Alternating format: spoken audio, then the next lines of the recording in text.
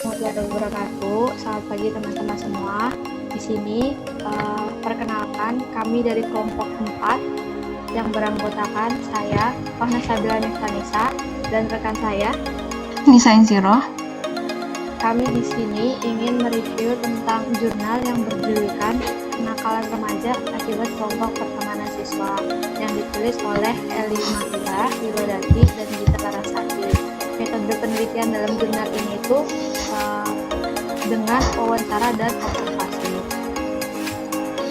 Oke, selanjutnya ke latar belakang. Latar belakang ini mengenai kenakalan remaja. Jadi masalah kenakalan remaja merupakan salah satu dari masalah-masalah sosial yang dihadapi oleh masyarakat. Nah, kenakalan remaja ini dapat dikategorikan sebagai perilaku yang menyimpang karena suatu perbuatan mengabaikan norma sosial yang berlaku secara umum. Nah, telah banyak kenakalan-kenakalan remaja yang terjadi, contohnya itu seperti bolos, kemudian kabur saat kegiatan belajar mengajar, kemudian merokok, selanjutnya ada terlambat, nongkrong, bergabung dengan geng motor, minum minuman keras, berkelahi, hingga menyimpan hal-hal yang porno. Nah, untuk latar belakang dari jurnal yang kita review ini, penelitian ini dilakukan di SMK Wijaya Kusuma. Nah, di mana di SMK Wijaya Kusuma ini ada 2 jurusan, yaitu yang pertama ada teknik kendaraan ringan atau otomotif dan teknik komputer jaringan.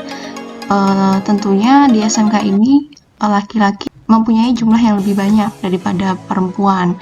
Kemudian kenakalan remaja yang terjadi lebih sering dilakukan secara berkelompok karena remaja merasa mendapatkan penguatan dari kelompoknya dan menjadi lebih berani. Selanjutnya, pelanggaran yang dilakukan oleh siswa SMK, khususnya di SMK Wijaya Kusuma, tetap terjadi, padahal di SMK tersebut terletak di wilayah yang cukup ramai, yaitu di sekitar kampus UPI atau Universitas Pendidikan Indonesia. Kemudian, ini memperlihatkan bahwa masyarakat di sekitar itu belum bisa berperan menjadi pengontrol sosial yang baik dalam mencegah terjadinya tindakan kenakalan remaja.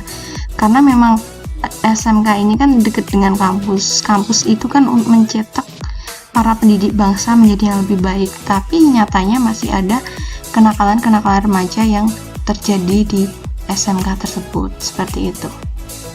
Selanjutnya itu adalah tujuan penelitian. Nah, penelitian ini dilakukan di SMK Wijaya Kusuma Bandung bertujuan untuk mengetahui bahwa kelompok pertemanan yang dimasuki oleh siswa memiliki andil yang cukup besar terhadap timbulnya kenakalan remaja. Tapi juga kita harus memahami faktor-faktor yang menyebabkan kenapa siswa mau mematuhi perilaku dan norma di kelompok remaja tersebut yang menyimpang. Selanjutnya adalah hasil penelitian. Yang pertama adalah banyak terdapat kelompok-kelompok kecil pertemanan siswa, namun tidak terlalu dinampakkan secara jelas oleh siswa, dan tiap individu juga mempunyai kelompok-kelompok pertemanan sendiri di luar lingkungan sekolah, seperti itu. Kemudian yang kedua, wujud perilaku dan norma tiap-tiap kelompok yang dibentuk oleh remaja, baik kelompok di sekolah maupun kelompok di luar sekolah, bervariasi dari perilaku dan norma yang bersifat positif hingga perilaku dan norma yang bersifat negatif. Kemudian faktor-faktor yang menyebabkan individu mau mematuhi norma dalam kelompok pertemanan adalah perasaan nyaman yang ia dapatkan di dalam kelompok. Kemudian penghargaan-penghargaan yang didapatkan di dalam kelompok, solidaritas yang terjadi di dalam kelompok, adanya ancaman dari anggota kelompok lainnya jika ia tidak mematuhi norma kelompok, kemudian sanksi dan hukuman dari anggota kelompok jika ia tidak mematuhi norma kelompok, dan perasaan ingin dianggap dalam kelompok itu. Kemudian ada kenakalan remaja yang dilakukan lebih sering bersama-sama teman kelompoknya dibandingkan dengan seorang diri karena solidaritas kelompok yang ia junjung tinggi. Seperti itu. Baik, selanjutnya ke pembahasan. Inti dari pembahasan di jurnal ini itu faktor sebuah kelompok itu terbentuk. Yang pertama karena adanya kedekatan anggota kelompok secara geografis. Yang dimaksudkan di sini karena biasanya letak rumah tempat tinggal mereka itu dekat, sehingga mereka kemungkinan untuk berkumpulnya itu sering. Dan yang kedua, adanya kesamaan. Karena mereka sering berkumpul dan mereka merasa adanya kecocokan, adanya kesamaan dari individu-individu tersebut, makanya terbentuk sebuah kelompok-kelompok seperti itu. Dan faktor penyebab individu mau mematuhi norma kelompok seperti yang telah dijelaskan Mbak Mitsa sebelumnya, itu merasa nyaman. Yang pertama, kenapa dia merasa nyaman? Karena di dalam kelompok itu mereka memiliki kesamaan, mereka memiliki rasa penanggungan lah, mungkin entah karena beban, entah karena masalah yang ada di rumah, sehingga mereka merasa nyaman dengan teman-temannya. Dan yang kedua, mereka merasa dihargai di dalam kelompok tersebut, entah mungkin di rumahnya atau di lingkungannya mereka tidak dihargai, tapi ketika berada di kelompok tersebut dia merasa dihargai. Dan yang ketiga, rasa solidaritas yang tinggi. Mereka menganggap bahwa norma yang ada di situ tuh adalah hal yang patut untuk dijunjung, sehingga ketika mereka menjunjung itu bersama-sama, mereka merasa sangat solid gitu loh, sangat setia kawan. Dan yang keempat itu mungkin adanya ancaman ketika dia berada di dalam satu kelompok tapi tidak ingin mematuhi norma tersebut, dia diancam harus mematuhi norma tersebut. Dan yang kelima, rasa ingin dianggap. Ketika dia ikut ke dalam kelompok tersebut, dia ingin dianggap sebagai bagian dari kelompok tersebut, hingga akhirnya dia mematuhi norma dari kelompok-kelompok yang ada. Yang selanjutnya itu adalah keuntungan yang dirasakan individu saat bergabung dalam kelompok. Yang pertama itu materi atau uang.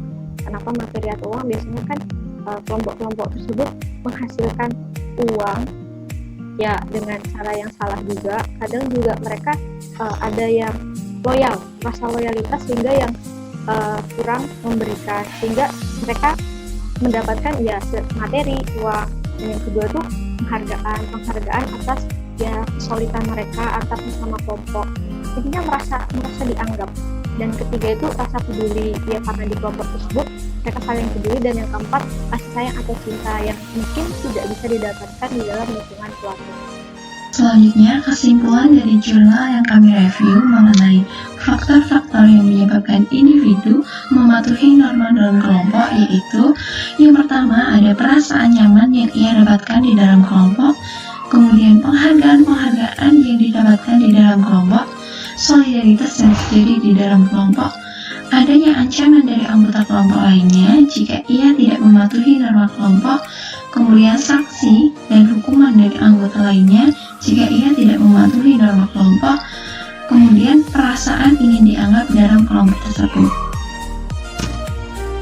Mungkin cukup presentasi dari kami.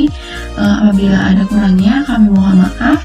Wassalamualaikum warahmatullahi wabarakatuh.